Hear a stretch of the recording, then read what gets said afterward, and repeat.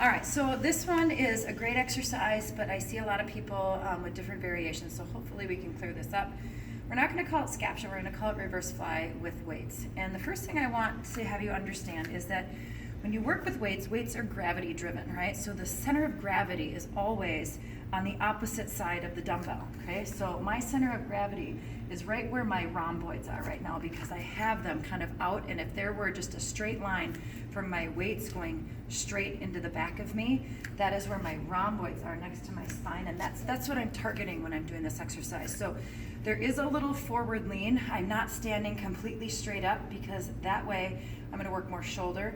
I do want to get part of my back. I set my weights on here as I wait for my class to start, okay?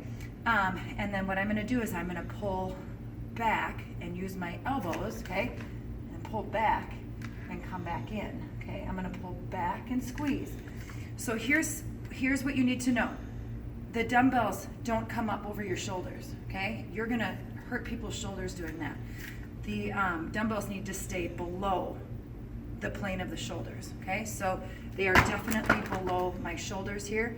And at no time do I spin my wrists, okay? I'm seeing a lot of spinning here. And anytime you take and you rotate at this point, you can really damage somebody's shoulder, especially if they're on the brink of some kind of injury already. You take a dumbbell and you start to spin their wrists up in the air, no good, okay? So your wrists are locked in place here and you pull and squeeze. Now, we've said many things like you're opening your shirt, okay? You're pulling something open or just wide. Any of those things work. It's the elbows drive back and you're squeezing, okay? Right here where my tank top is.